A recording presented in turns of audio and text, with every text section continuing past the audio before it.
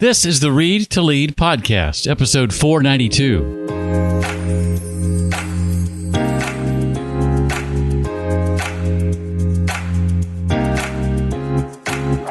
They literally said in Phoenix and in parts of California, we will run out of humans to hire because we've churned through so many.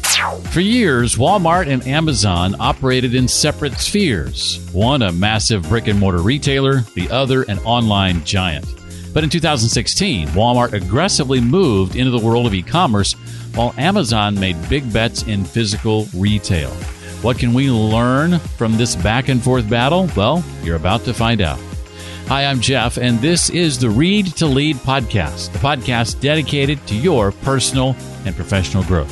I'm so glad you're here. We're going to be talking with Jason Del Rey today about his book called Winner Sells All, Amazon, Walmart, and the Battle for Our Wallets.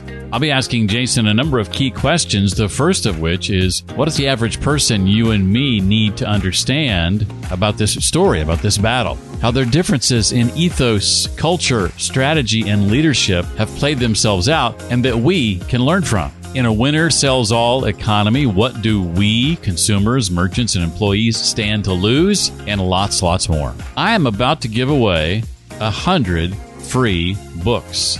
Books from authors I'll be interviewing in just a couple of weeks. The book is called Leadership is Overrated: How the Navy SEALs and Successful Businesses Create Self-Leading Teams That Win. Now, the thing is, these 100 copies have already been spoken for. They're going to 100 people either from my mailing list, in the Read to Lead community, or both.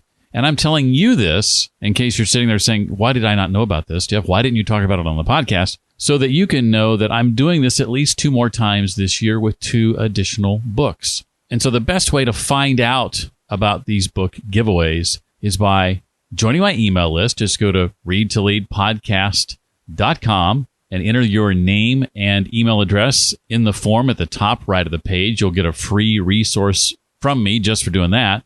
You can also go to jeffbrown.me and join the Read to Lead community there. It's just $9 a month. And members of that community will be able to not only score a free book, but also join me in a meeting with the author about the book. That's a pretty cool kind of book club, isn't it? Well, that's exactly what this book club is designed to be. A pretty cool book club, but also one where you can learn a whole lot from not just other members, other readers of the book, but the authors themselves.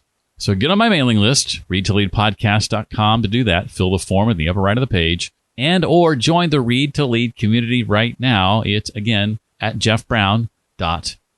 We'll see you there.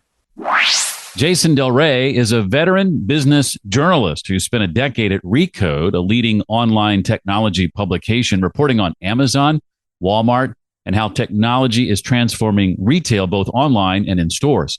He's the host of Land of Giants, The Rise of Amazon, a narrative podcast series about the tech giant's rise and the impact of its relentless ambition on hundreds of millions of people across the world. He was also the producer of Code Commerce, an event series featuring unscripted interviews with the most influential executives and entrepreneurs working at the intersection of technology and commerce. In 2019, the National Retail Federation named him one of the 25 people shaping retail's future. His new book, and one with plenty of lessons for today's leaders, is called Winner Sells All, Amazon, Walmart, and the Battle for Our Wallets. Well, Jason, I'm thrilled to have you here and talk about this book. I think it's one that all leaders should consider reading. So welcome to the Read to Lead podcast. I really appreciate you having me. Tell me about this person you call your wife. You mentioned that she inspired you to become a better man, and she saved you. How exactly?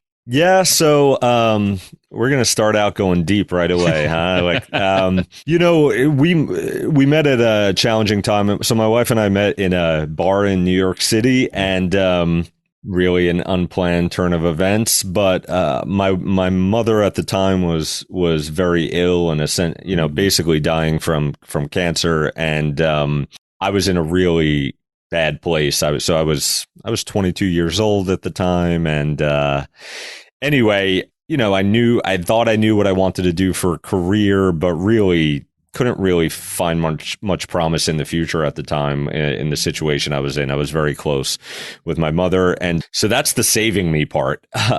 She came into my life at a time when I probably most needed her, and really in sort of just a coincidental way. And then, the better man piece is just, she reminds me at many times when I could be doing better in many facets of my life, mainly as a partner and as a father. And so that's the inspired to be a better man piece.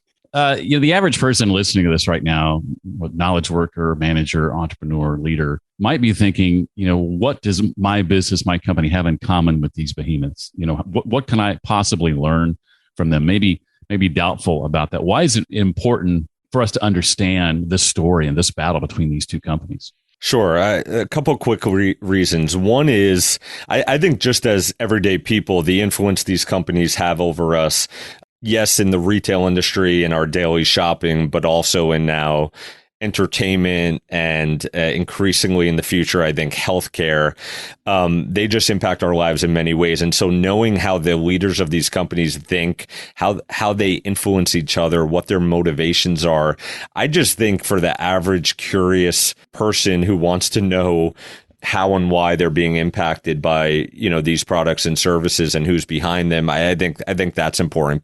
From a business perspective, a lot of people see Amazon specifically today, read about or hear about their DNA, their leadership principles, and frankly want to emulate some of what they've done or how they operate to achieve some of the success they have. And those are companies far and wide outside of, retail and e-commerce, outside of cloud computing. And so again, going deep inside these companies to understand how they really operate behind press releases, behind the leadership principles that are posted publicly, I think will help us make better choices as leaders about where we may want to still emulate them and where maybe we find there's a better path because they aren't necessarily what we think they are. You mentioned, how they are behind the veil. What have historically been some of the differences in things like ethos and culture and in strategy and leadership between these two companies? And how have these things played themselves out that leaders might be able to take something from? I will answer that, but I'm going to twist for a second and just talk about their similarities, because I think that's really important as well, and maybe overlooked today because a lot has changed over the years at these companies. When Amazon started, Jeff Bezos very, admittedly borrowed from Sam Walton and Walmart, and in a couple key ways. One was this idea of having a bias for action, and that, simply put, means in most cases, they find it's better to make a decision. Maybe you're 60%, you have a 60% idea that you're right in this decision, but instead of waiting another 6 months to make sure you're 100% right, you're gonna jump in and make these decisions more quickly with as much information as you have to feel relatively confident. And that sort of speed has been a great advantage to both companies at different points in their history. So that's one similarity. Another is putting the customer at the center of everything you do, and sort of, again, this is at different periods of times. Each company has done it better than at other points, but not shareholders first, not employees first, but customers first. And then sort of everything else is second or third after that. So I think it is important because we look at them, or some people look at them, as very different companies, but their origins, there is a lot of the same ethos.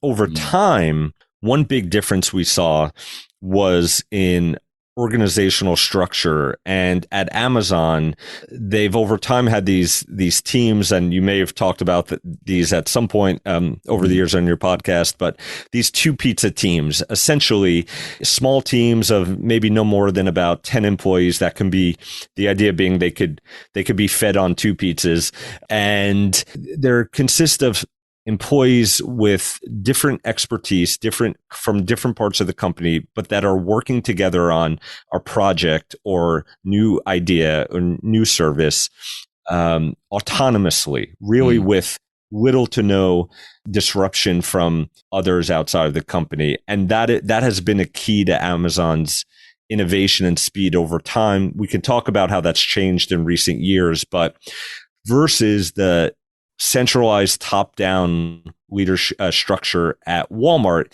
that frankly was necessary to have the massive speed of the rollout of supercenter stores, because everyone had to basically roll out in the same way. But over time, I think slowed them down a bit. I think back to some of the authors we've talked to over the years. There have been several that I've talked to that have written books specifically about Amazon. So when you say two pizza teams, I go, yeah, that rings a bell. We certainly talked about that. I had forgotten all about Jet.com and Walmart's acquisition. Talk about some of the internal battles that ensued not long after that acquisition. Sure. So, just if some people might not know, Jet.com, online shopping startup started by an entrepreneur named Marc Lore. For those who might not remember or know, Marc also was a co-founder of the company that ran diapers.com and sold that to Amazon back in the day. So Marc is a key character in this book for a variety of reasons, but one straightforward one is he sold the company to Amazon for over $500 million and then sold the company to Walmart for $3.3 billion. Marc's doing okay for himself today. He's now also the co-owner of the Minnesota Timberwolves NBA franchise. Little fun fact. So Jet.com. So Jet.com was it was trying to be sort of an online Costco. It started with the idea of a membership program where you would shop online, pay a membership each year, and get discounted prices. That sort of changed very quickly. They took the membership away, and they tried to create all these different ways that shoppers could save. And on the back end, that was because Jet was, the way people were ordering would make the supply chain more efficient, and Jet was giving back these savings. So one simple way they gave money back to customers was the more items you added to your cart, so the bigger order you placed online, they gave you bigger discounts, because the idea was the way they set up their warehouses, they could ship them out of one facility, not have to put them on an airplane, and they would repay you with those savings. So they raised a lot of venture capital. They were growing really fast, but really had not built a sustainable business yet. They were only about a year and a half old. And at the time, luckily for them, Walmart was really struggling with how to innovate online, how to grow faster in e-commerce. And so it was sort of kind of a marriage of desperation between the two parties, but a very lucrative one for Marc Lore and some of his team. And they come into Walmart, they sort of take over the e-commerce operation, bring a lot of urgency, bring a lot of sort of just new feature ideas rolling out quickly. But there were a bit of a culture clash between them and the leaders on the physical store side of the Walmart business. As I was reading your book, I was in my living room and listening to my wife in the kitchen tell our Amazon Echo Show to add such and such to the shopping list that we would then go to Walmart and buy. Oh, wow. So that just struck me as funny as I'm sitting here reading your book, and thinking about how we have our feet in both camps. Amazon tried their hand at retail bookstores, but then shut them down. What went wrong there? Yeah, there's a couple of lessons here, actually. So yes, Amazon had a couple dozen bookstores. Remember when they opened, I think the word irony was in a lot of the headlines covering the launch of these bookstores. What I learned in talking to a lot of the employees who actually worked at these bookstores was that the point of the bookstores for Amazon leadership was not actually to sell books. They also sold Amazon gadgets like Kindles and Echo Shows and other devices. That was a priority over selling books, I was told by employees. And then another piece was signing customers up for Amazon digital subscriptions. So, subscription to Audible, subscription to Prime, although something like 75% of the US is already a Prime member.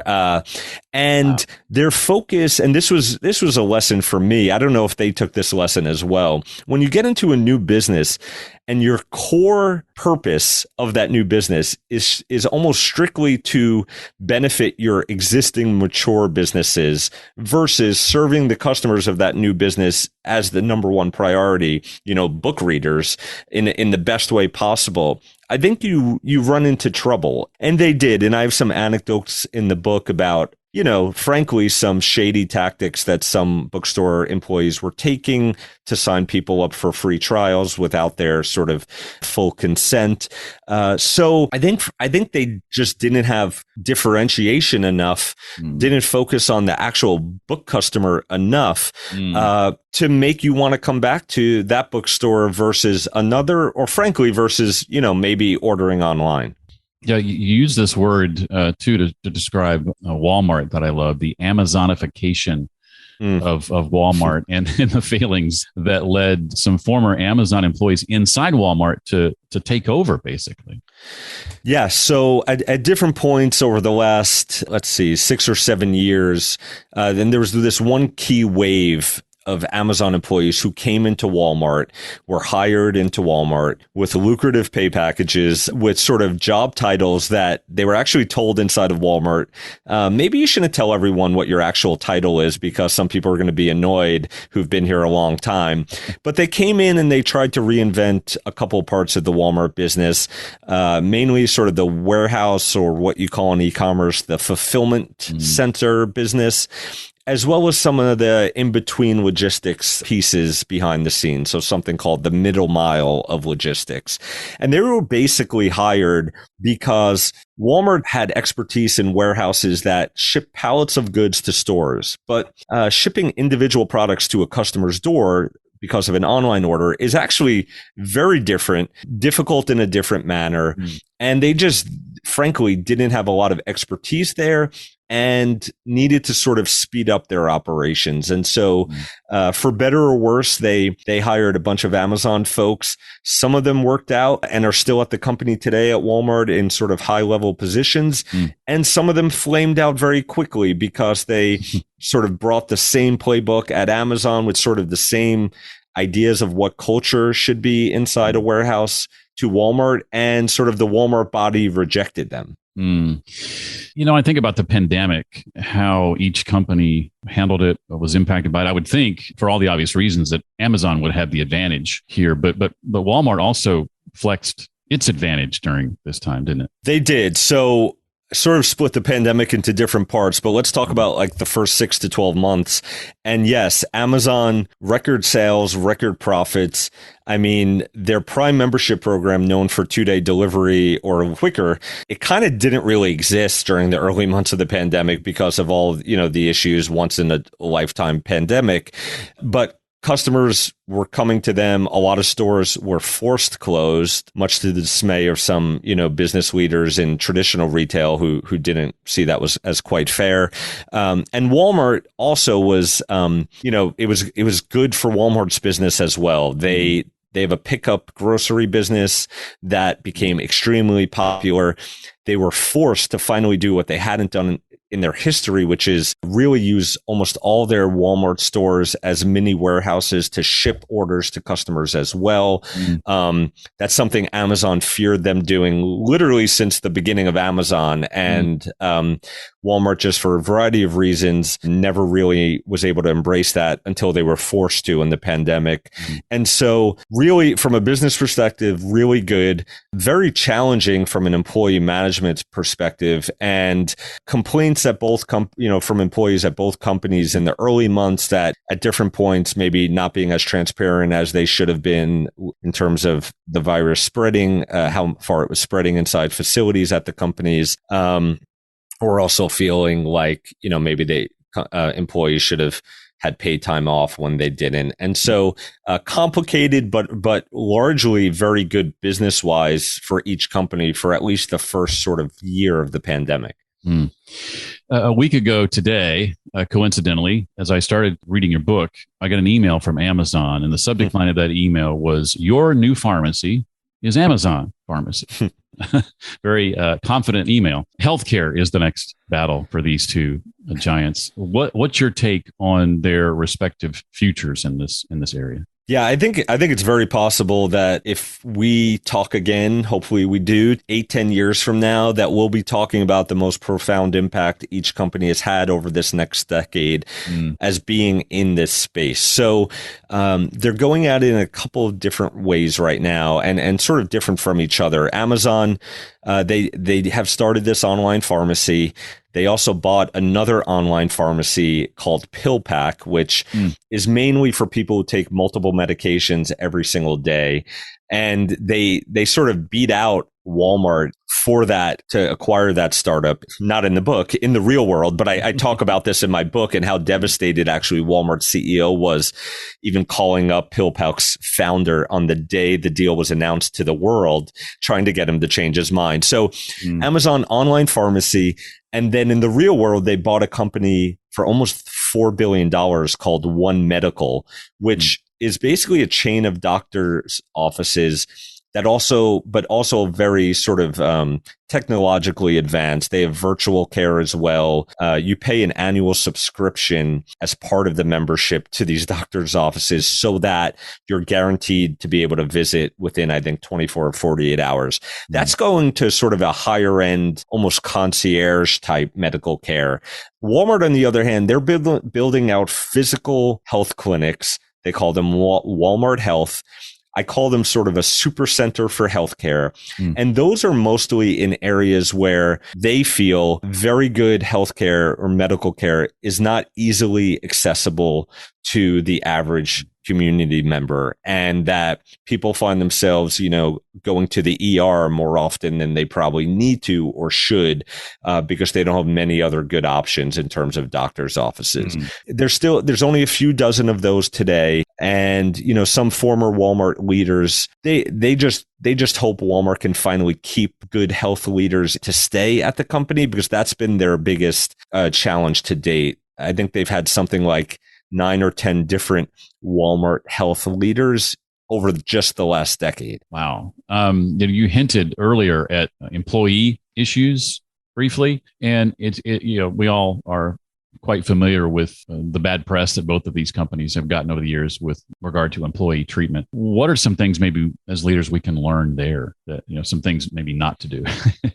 Yeah, that's a great question. I mean, so I've covered both companies for a decade, and you're right. I mean, labor issues have been, the sort of the original big bad bully of retail when it comes to worker treatment, to many has been Walmart, even though they for many years had sort of a profit sharing, equity sharing, agreement with all workers. That's gone away, but they really, the way they looked at it was, we're going to pay workers what we need to or required to, but our goal is to keep prices as low as possible to serve customers. And one way we're going to do that is the pay we're giving out. Listen, they're a huge, big, successful company to many people, but anecdotally, you go into a Walmart store and the service, at least by me, like the service does not make you want to come back inside that store. My wife and I, we do a lot of online pickup orders at Walmart, and I'm not saying I blame the employees, but it is not a service-driven company, at least in our experience, and so low prices are above everything else.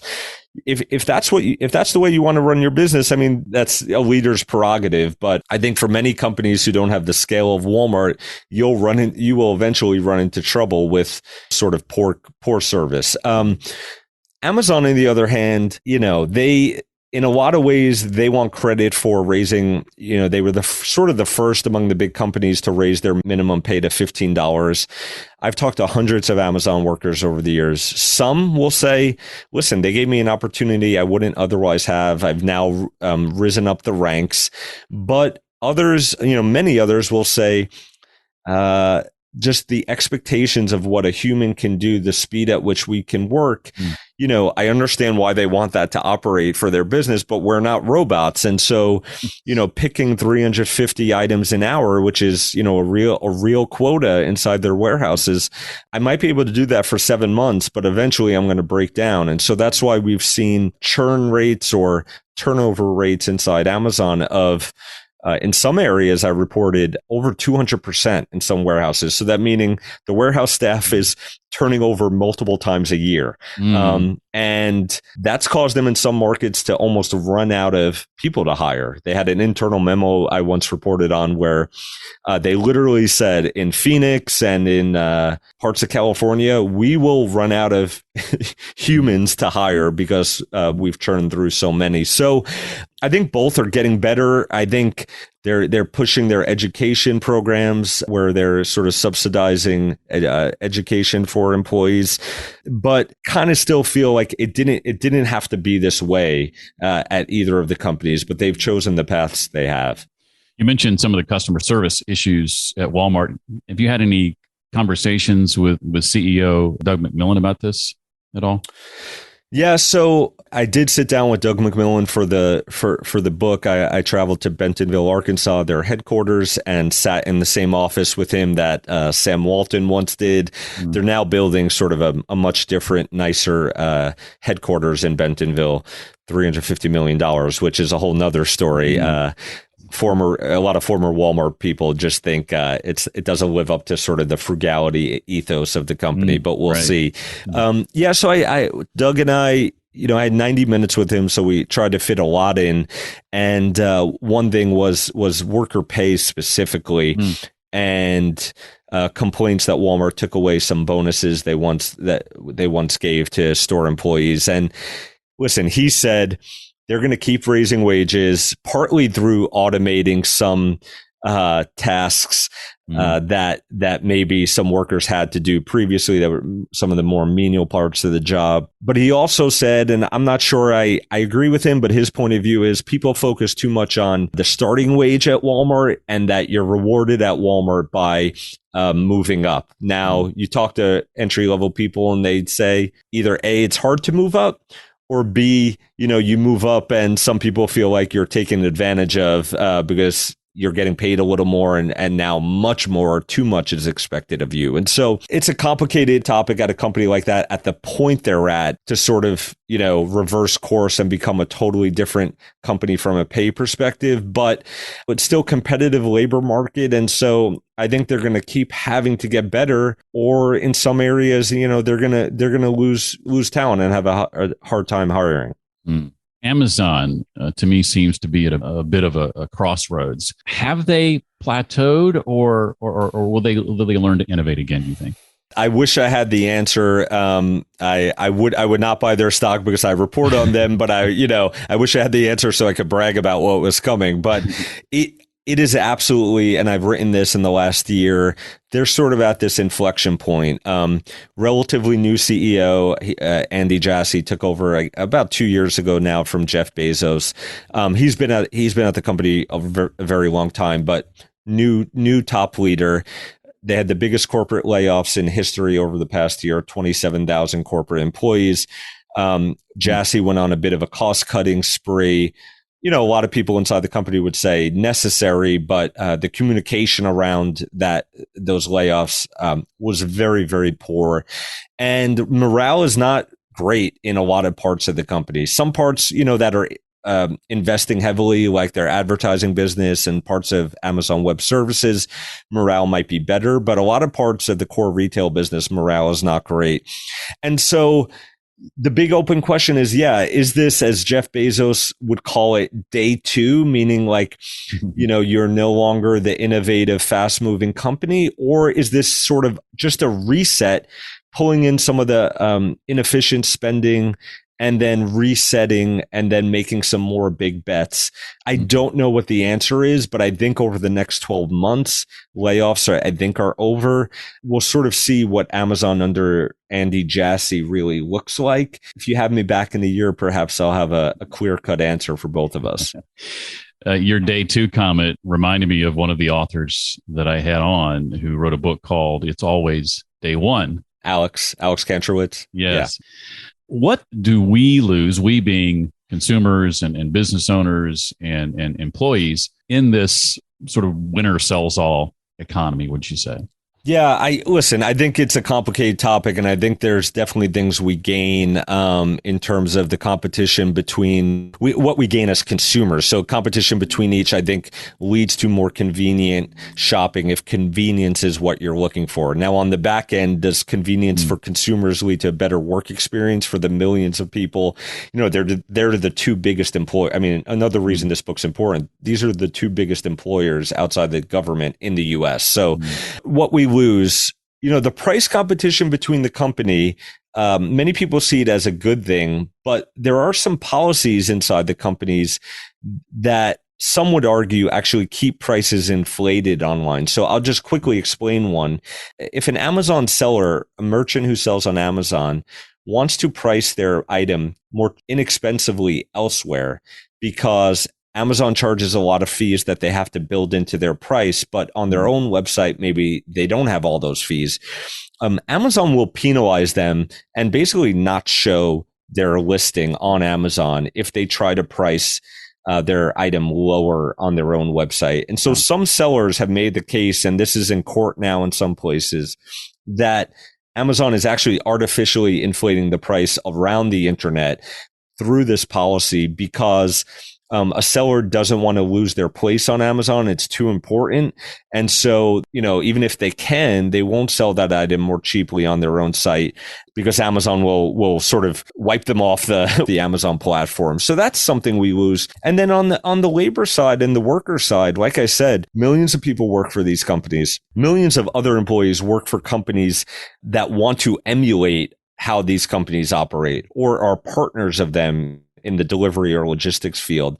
And, when they sort of sacrifice, in some cases, the workers' well-being for productivity, for the consumer experience, for fast delivery times, that has a trickle down effect to the rest of some of these industries and employees. And so we just have to be careful about what we want work to look like in this country and around the world when we are emulating these companies that sort of are a mixed bag of impacts. Well, there's a lot of things I haven't talked about that we could have gone into. Is there anything we haven't talked about that you want to make sure that we hear about and walk away with? I think we covered a lot. I think the book, I wrote the book in a way that, yes, people in the retail or e-commerce or logistics industries, people have told me it's a must read for those people. But I wrote it in a way that is accessible and informative and entertaining enough. I hope. My wife has told me it is, and she's always honest with me, that if you're just a curious person who cares about or uses these services or cares about their impact, that you will find this an informative and compelling read as well. And so I just like to stress that because business leaders definitely can learn a lot, but I think the average smart, curious person can as well. And so that's just something to add here. You've got one up on me because I've, in 2 years, almost 2 years to the day, have yet to be able to get my wife to read my book. So kudos to you. Well, I was very nervous about it, and but man, I know if she lies, and she would not lie to me about this. So. Well, speaking of books, I'd love to know if there are a one or two or three, whatever the number might be, that stick out to you as having had a big impact on you in your life or your career, or maybe they're books that you recommend to other people. Yeah, sure. So one that came to mind right away is a book called Small Giants by a journalist named Bo Burlingham. And I worked at a magazine called Inc. Magazine early in my career. I had an appreciation, I think, for small businesses because my father was a small business accountant back in Staten Island, New York, and where I was raised. And many of his clients were small businesses, and so I would hear stories, and many of them became his friends.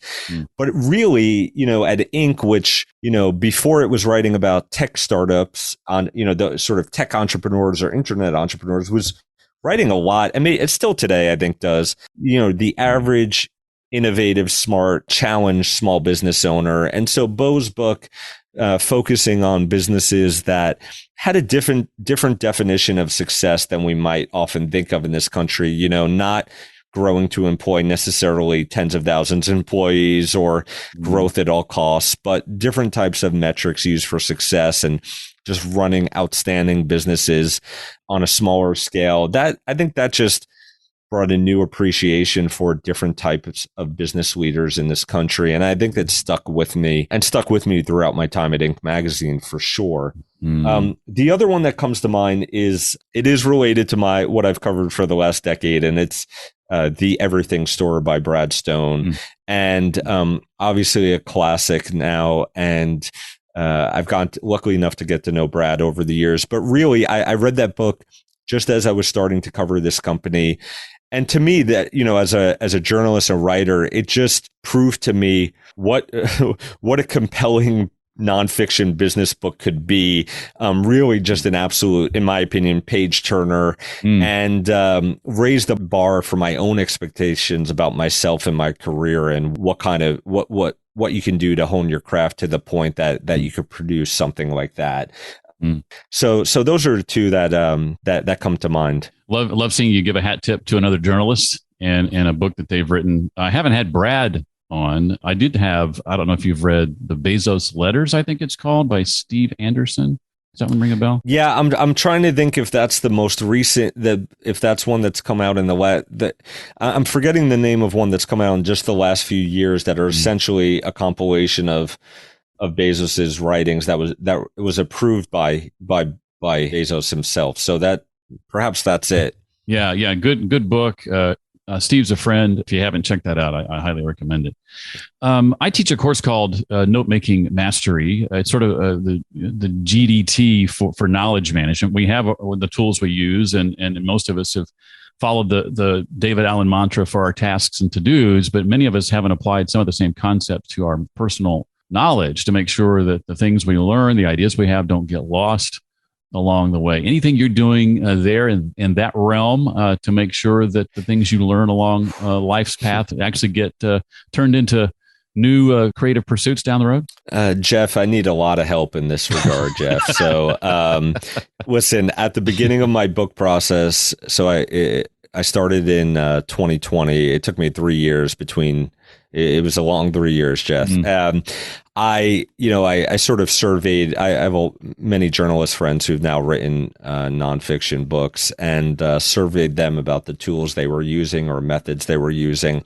And I was pretty disappointed by the answers I received, including from Brad, who I forget what his exact response was, but it made me feel a little better about myself at the time. But I tried a couple of programs like Rome from Rome Research. I tried MEM. Nothing really stuck for me. It felt like a lot of work. And so, Jeff, I'm going to really disappoint you and say I was like an Excel, a Google Sheets, and Google Docs guy, and an iPhone Notes. I am pretty good about retrieving my iPhone Notes and using it as a repository, but I need to take some courses, Jeff. So I've struggled with. I really, for all the bits of success I've had in my journalism career, I've long known that my weak spot is organization, which is challenging for anyone. Your tools are just as relevant, even though they may not be what we traditionally see touted as personal knowledge management tools. If they're working for you, then I think that's the main thing. And you mentioned organization too. I think one of the things I'm most excited about with regard to organization is, or with regard to artificial intelligence, I should say, is its impact on organization. And I think as some of these tools develop, AI is going to allow us to query our own knowledge in such a way that organizations no longer need it, I think. Well, I hadn't, that's a great point, and I hadn't thought about that in a deep way until earlier this week. I read a newsletter that one of my journalist friends writes. His name's Casey Newton, and it's called Platformer.